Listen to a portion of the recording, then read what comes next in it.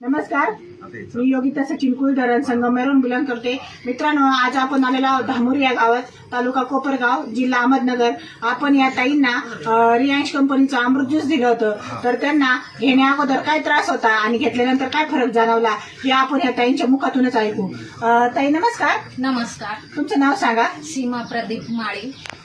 तुम्हाला हे अमृत ज्यूस घेण्या अगोदर काय त्रास होता? मला खूप त्रास होत होता. मला खूप पायाला रग लागायची आणि माझे शिर चॉकअप झालेली होती. माझा हात वर जात नव्हता, मुंग्या येत होत्या आणि असं खूप त्रास व्हायचा चालायला. असे काही भयंकर त्रास झाले. पण मी जसं अमृत ज्यूस चालू केलं, मला आता 3 महिने होत आलेले. माझ्या 4 बाटल्या पूर्ण झालेल्या आहे.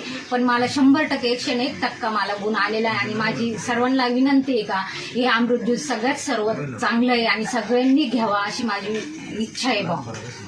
तुम्हाला मांडी घालून बसता येत नव्हतं? मला मांडी सुद्धा घालता येत नव्हती. मला 2 पायांवर बसता येत नव्हतं. मला खूप त्रास व्हायचा. मला असं उचलता पण येत नव्हतं.